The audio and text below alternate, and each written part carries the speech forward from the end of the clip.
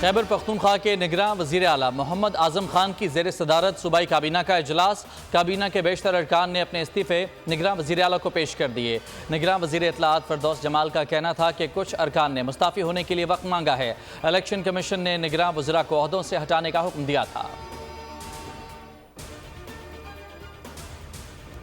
निगरां वज़ीर आज़म के लिए 6 नाम ज़ेर गौर आए हैं। अभी नाम सामने नहीं लाएंगे। अपोजिशन लीडर राजा रियाज की वज़ीर आज़म शहबाज शरीफ से मुलाकात के बाद गुफ्तगू। कहा, वज़ीर आज़म के 3 नामों पर मशवरा करूंगा, वो भी मेरे 3 नामों पर मुशावरत करेंगे। हतमी फैसले तक किसी का नाम जाहिर नहीं करेंगे। फैसला हुआ है कि कल एक और मुलाकात करेंगे।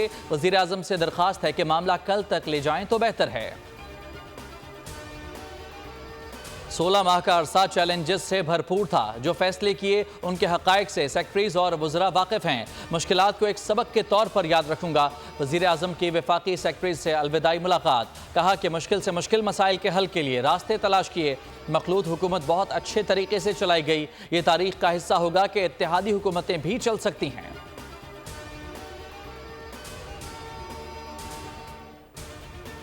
कौमी असम्बली और वफाकी काबीना तहलील। सदर ने समरी पर दस्तखत कर दिए। निगरां वज़ीर आज़म के इंतखाब तक शहबाज शरीफ वज़ीर आज़म रहेंगे। कौमी असम्बली मुकर्ररा मुद्दत से 3 रोज़ कबल तहलील हुई। मुद्दत 12 अगस्त को रात 12 बजे मुकम्मल होना थी। निगरां हुकूमत को 90 रोज़ में इंतखाबात करवाना होंगे। डिप्टी स्पीकर और तमाम पार्लिमानी सेक्रेटरीज की भी छुट्टी। स्पीकर परवेज़ अशरफ अगले स्पीकर के हलफ उठाने तक ओहदा संभालेंगे।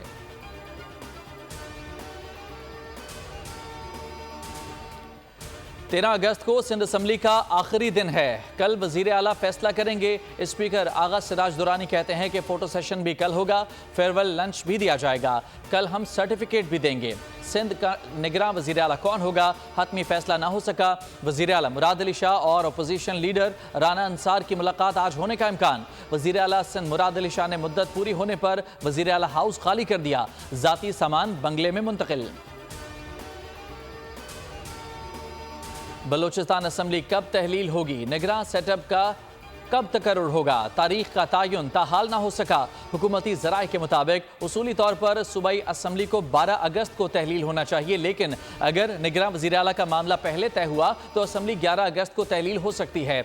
वज़ीर आला बलोचिस्तान आज से राबते और मुलाकातें शुरू करेंगे।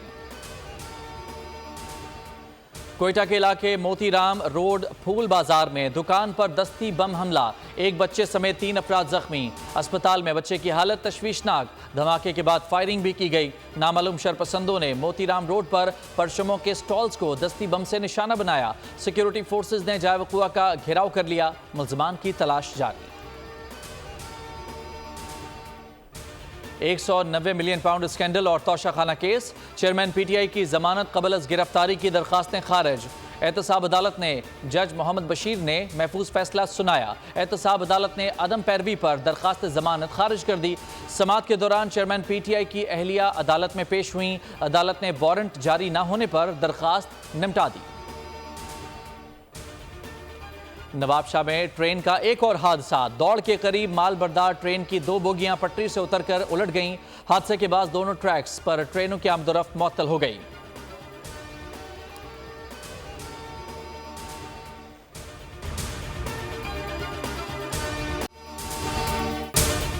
अगर आपको ये वीडियो पसंद आई है तो सब्सक्राइब करें और बेल आइकन पर क्लिक करें।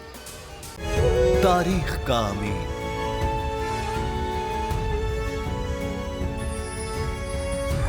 आजादी की अलामत,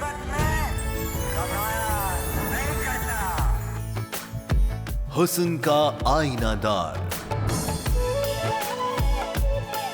फिक्रो नजरिए की अक्कास,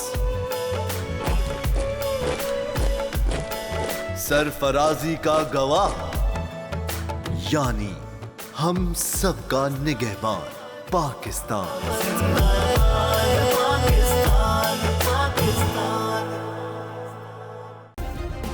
सब्सक्राइब करें और बेल दबाएं ताकि कोई खबर रह न जाए।